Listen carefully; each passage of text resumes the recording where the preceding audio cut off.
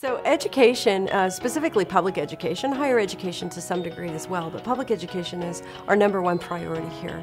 It always is, and it usually takes up the lion's share of the time and the effort here at the legislature.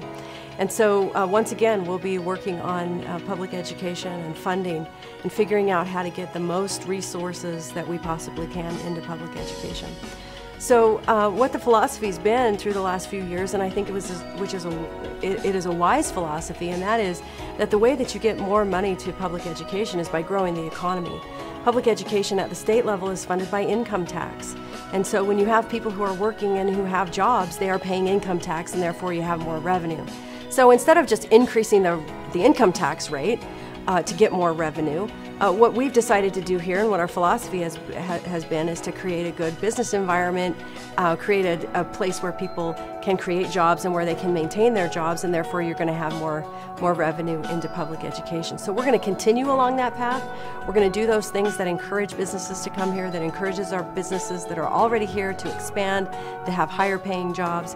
Now in specifics, when you're talking about the kinds of things, the kinds of policies that we can implement that really do help in the classroom, those are things like the last couple of years we've really focused on technology and the use of technology. We've had some statewide pushes to bring technology into the classroom to help with English language learners, to help with specific reading programs and math programs. We have a pilot program that we started last year. There are 3 schools across the state that are involved in what we call iSchools, which is bringing iPads into the entire school. And in fact, one of the schools in my district, in District 64, is involved. That's Dixon Middle School in Provo.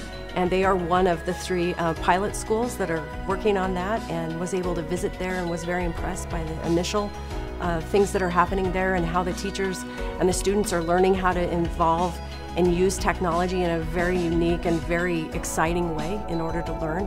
And so we're going to probably continue along that same path, finding ways to bring technology into the classroom.